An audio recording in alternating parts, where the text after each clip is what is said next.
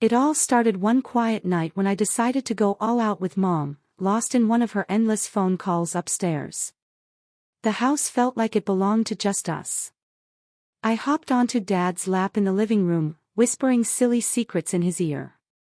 He said stop, he claimed it was unsafe still. I kissed him, he kissed me back, in that very house where I played with dolls and begged for bedtime stories. I kissed my father as if he were my lover. He yanked me onto the bed and ripped my clothes apart. I wrapped my legs around his waist, craving more. He reached into my pants, his soft finger massaging my hole. I was completely lost in that moment. I lost track of where I was. The feelings were amazing, the highlight of my life. I just had to go for it. He hit me with such intensity, like he had been waiting for this moment forever. I'm Lily, I boldly seize whatever I desire. This is the story of how I tested the unthinkable, and if you're new here, yes, this is my channel, welcome back. If you're new, don't forget to subscribe, like, and hit that notification bell. Hey, returning subscribers, thanks for dropping in, let's dive in. I was raised in a cozy castle, not your typical castle with stone towers or golden thrones, but a sleek suburban fortress in Seattle featuring polished floors, designer furniture, and a walk-in closet larger than most bedrooms. Mark and Susan built everything for me. I was handed the world on a silver platter, dresses, phones, vacations, anything I wanted, I got. I didn't need to earn a thing. All I had to do was smile or pout, and everything fell into place.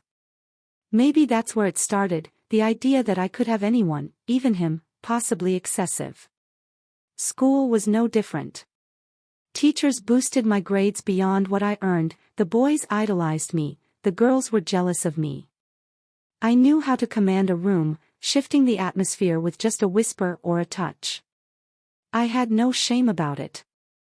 I craved power, and I loved every moment of it. At home, it was a whole different story, more perilous. Dad was always a looker. He had that classic look, tall, strong arms, a voice like gravel and velvet.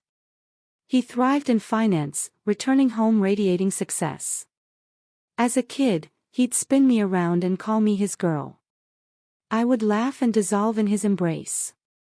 But something shifted after I turned 18. His hugs lingered longer, felt different, like he wasn't just holding his daughter anymore.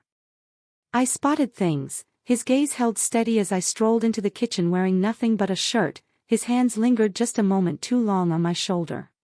He never crossed the line, always stayed within bounds. I could feel it, the tension was palpable, the intrigue. It was as if he doubted who I'd turn into. I wasn't either. Mom was always on the go, constantly hitting up charity events, yoga sessions, and girls' dinners. She loved me, absolutely. I think she trusted me a bit too much. Maybe she just put too much trust in Dad. The house gradually became ours, just him and me.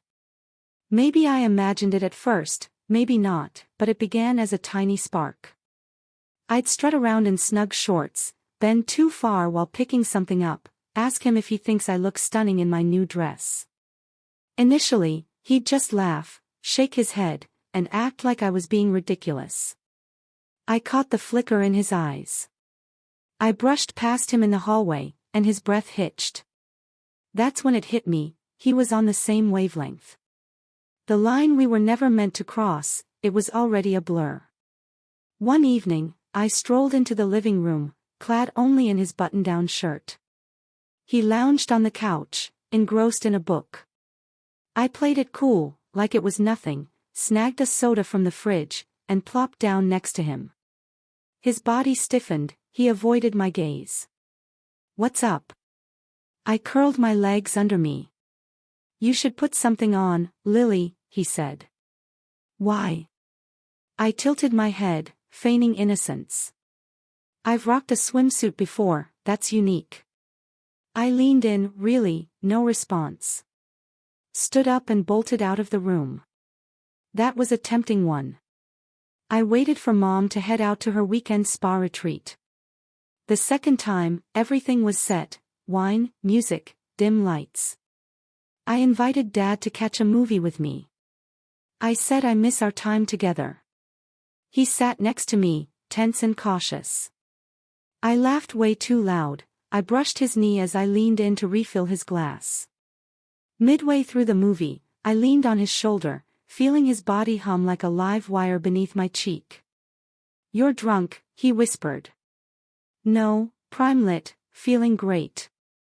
He jumped up and headed to bed.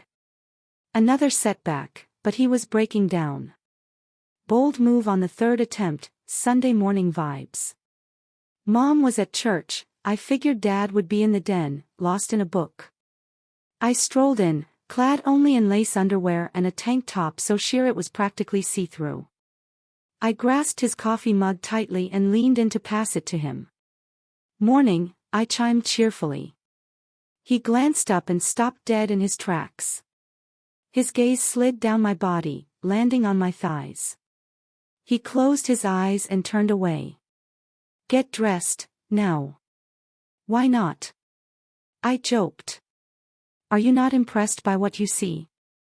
His jaw tightened. "I am your father." "You missed the question." I perched on his lap. He let me go, and that was just the start. No kiss that day, left it untouched since then. But then everything shifted. I could see it in his eyes, a hunger he could no longer conceal. He dashed out of the room. The silence crackled with electricity. It happened 3 days later. Mom's gone again, in the kitchen, barefoot, grooving to tunes while whipping up a midnight snack. Dad walked in, donning his robe, bed head alert. "You need to be in bed," he said. "You definitely should." He moved in closer. I stayed put, locked eyes, and held the moment. He kissed me. It was awkward, unsure, absolutely real. Once that line was crossed, there was no turning back. That night, he led me to the living room couch and claimed me, definitely not his daughter, his lady. The next morning, we stayed silent about it. We exchanged a glance, a mix of shame and excitement sparking between us. I figured it would end there, just one terrible blunder, but it failed to do so. We plunged in, waves dragging us down. That was a mistake, twisted, we just couldn't halt. I really didn't want to. Once you savor the forbidden, nothing else matters. That first night with Dad flipped everything upside down. It's not out there, it's within us. We crossed a line, and instead of recoiling, we charged forward. I woke up the next morning wrapped in his arms, his breath warm against my neck. Silence reigned, no words, no awkward apologies. A storm is brewing, not fading away. I returned to my room just before dawn. Mom was still snoozing. I quickly brushed my hair in front of the mirror and flashed a smile. No guilt here, no sign of life. I felt unstoppable, stunning, adored. Men are drawn to what ignites their passion, and Dad, I sparked feelings in him that Mom hadn't in years. It began to occur more frequently. I'd sneak into his room late at night, whether she was home or not. Silence reigned between us, no need to. He had given up, he's mine now. I knew exactly how to keep him. I'd rock his favorite colors, cook for him when Mom was swamped, crack up at his silly jokes, perch on his lap feigning interest in my phone. I once left a hickey on his neck. He slathered on makeup hoping to hide it from Mom, but she caught on. He claimed it was a burn from a curling iron. She trusted him, she always trusted him. I could see the confusion in her eyes. Her gaze on him as he doubled over at my jokes was electric. Her glare when he pulled out a chair for me, leaving her standing, was intense. She sensed it, the change. She had no idea how deep it really went, we didn't either. One night, I went all out. Mom was upstairs, deep in a long phone call. I hopped onto Dad's lap in the living room, whispering silly secrets in his ear. He said stop. He claimed it was unsafe. Still I kissed him, he kissed me back, and suddenly, in that very house where I once played with dolls and begged for bedtime stories, I was crossing a line I could never uncross. As soon as I heard Mom's footsteps, I sprang up and dashed into the hallway. He spent days fixing his hair and straightening his shirt. She burst in a second later, her eyes darting between us as if she could sense the truth but lacked the words to express it. She stayed silent, just hit the kitchen. We nearly got caught, but the excitement, it just fueled our desire for more. It had evolved beyond mere lust, a hidden realm, a twisted paradise, ours alone. Let's meet in the garage, the laundry room, his workspace. I yanked him into the pantry while Mom was busy setting the table, just 5 minutes, a wicked smile. We were addicts, fueling each other's cravings. I felt him sinking further, his texts became bolder, his stares lingered. One day, I discovered a new necklace on my bed, no note, no explanation needed, a simple gift. I rocked it at dinner, Mom loved it, Dad nearly choked on his wine, I grinned. Then cracks began to appear.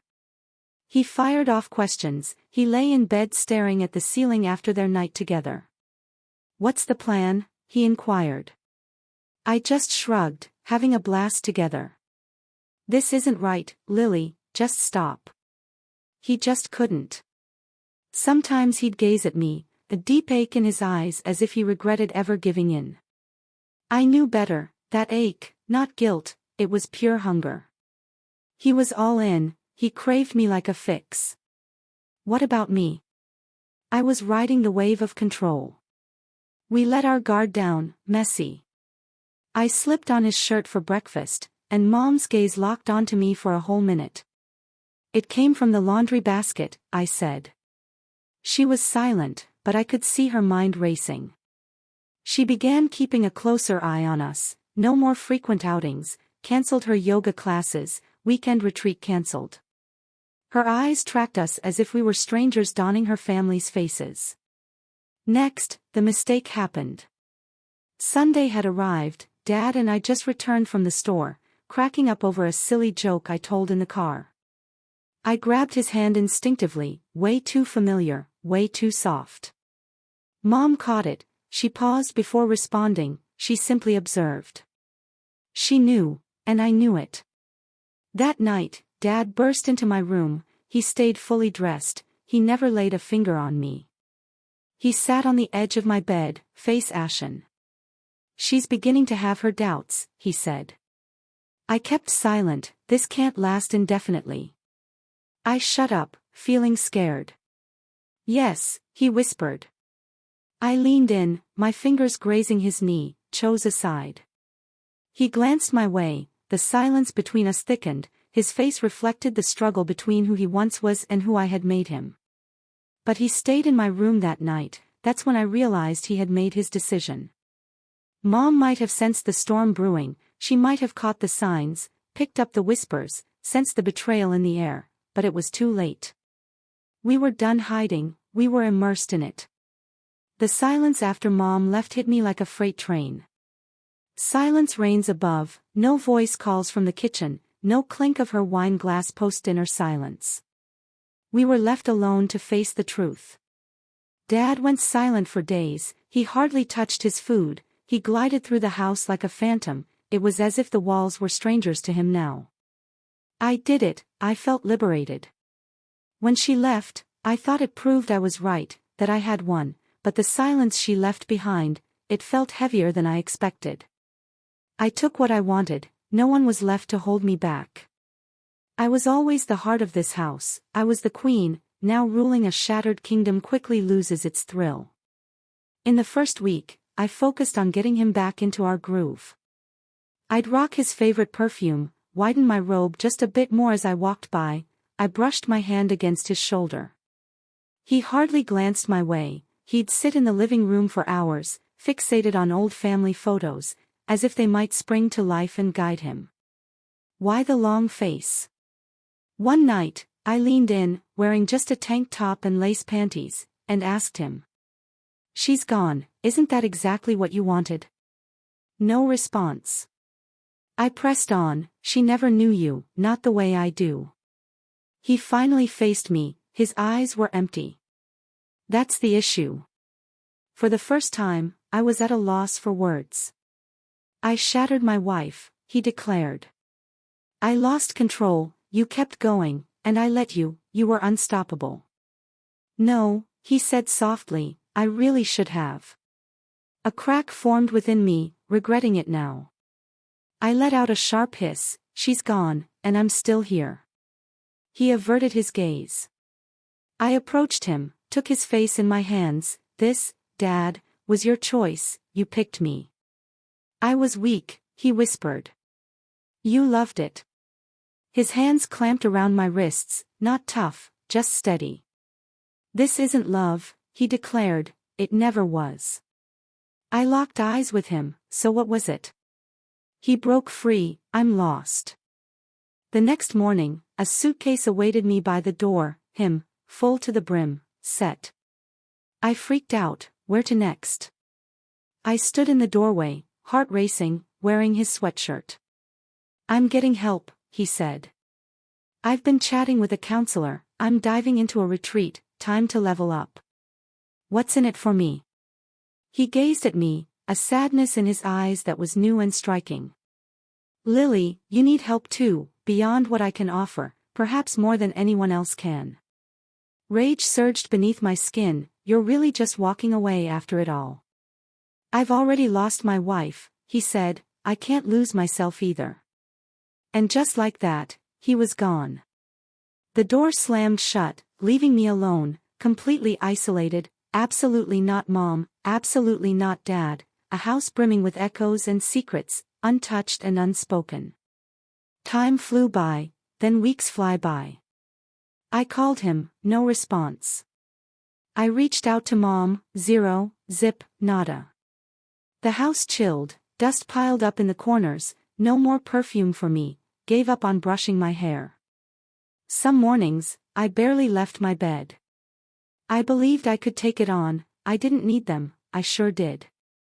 Despite all my games and power, I was still just a girl with no one to play with. One afternoon, I stumbled upon a photo hidden in the drawer next to Dad's bed. We stood by the lake, soaking up the summer sun. Mom's hand rests on Dad's back, I wrapped my arms around them both, we seemed thrilled, complete. I gazed at it intently, I tore it in two, no tears fell, no tears here, but I felt a crack inside, a silent break that echoed pain but refused to mend. Months later, the house is still mine, it just doesn't feel like home anymore, a mere shell haunted by a terrible past. Mom never returned, Dad sending postcards from the treatment center, they're brief, respectful, far away. He now signs them Mark, not Dad. It's been ages since he left. I often find myself in the den, the birthplace of it all. I trace my fingers over the couch where I first straddled him, where I first whispered secrets a daughter should never share. Did I stop? Would he have to? But then I realized I don't want to quit, he didn't either. That's the reality we both face, stained wall, just paint over it, the decay below keeps spreading. What about this house? It might endure, but it will never be spotless again. We torched a family, now we're surrounded by smoke. Mom's breakdown happened on a still day, way too quiet. It kicked off like any other morning, sunlight bursts through the windows, birds chirped outside, blissfully unaware of the decay lurking within our home. I glided down in a satin robe, humming a tune.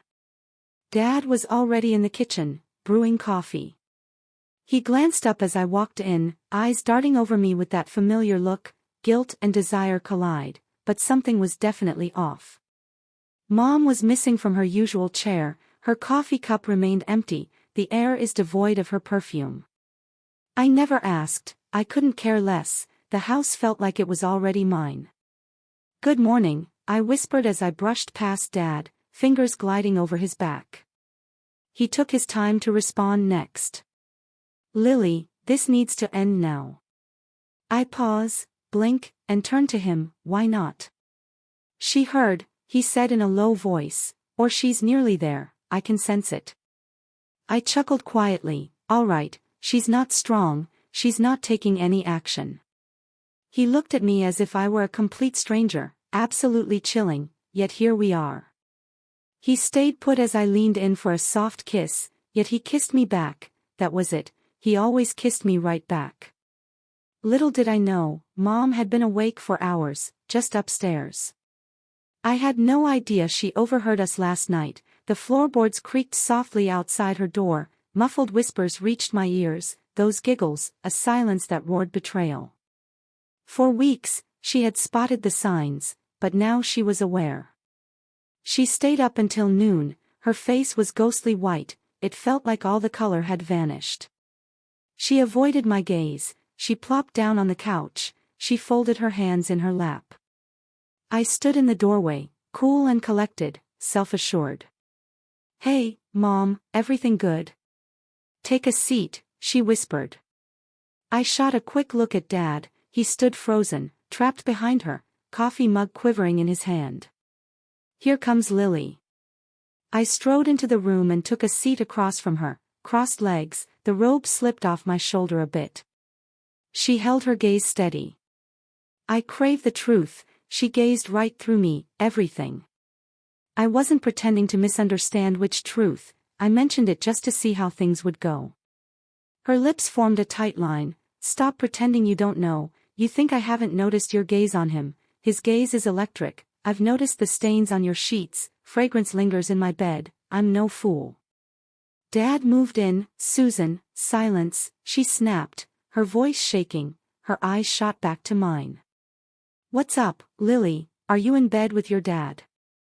Chills swept through the air. Dad let the mug slip from his hands, it crashed to the floor, hot coffee splashed across the tiles, everyone stayed still. I tilted my head. "Want me to lie?" She recoiled, that was all the answer needed, the silence lingered endlessly. Dad collapsed into the armchair, utterly drained. Mom just gaped. "What about me?" I stayed focused. "How could you do that?" she whispered at last. "He's your dad." "Absolutely not," cool voice, I said, "he's your man, you simply lost the spark to keep him engaged." She hit me, challenging, my cheek burned, but I stood my ground, I smiled. "Got it," I whispered, "your true self." Her eyes brimmed with tears, she faced Dad. "What's the time frame?" He stayed silent. "What's the time frame?" She let out a piercing scream. He buried his face in his hands, disintegrating like paper. "Months." She gasped and stumbled back as if he'd struck her. "I poured my all into you," she wept, "this family is yours now, this place, you wrecked it." "My bad," he murmured, "you went for it anyway." She let out a piercing shriek alongside her, her voice broke. She glanced at us, eyes wide as if we were unrecognizable monsters. She burst into laughter, a chilling, fractured laugh. "Time to call the police," she wiped tears from her face. "I'm going to take you both down." "Not a chance," cool as ice, I said, "you adore him way too much. What about me? You never truly had control over me, did you?" That shattered her. She fell silent, she glided upstairs like a phantom. She returned an hour later, dragging 2 suitcases behind her. Dad jumped up, bewildered. "Susan." She shot him one final glance. "Your decision is made." She shot me a glance, her eyes were lifeless. "You're not my kid." She burst through the front door, and just like that, she vanished. Keep it calm, no tossing items around, no last-minute requests, only silence and the heaviness of our actions. Dad stood still for what felt like ages. "This isn't what I wanted," he finally said, his voice hollow, almost like he was just thinking out loud.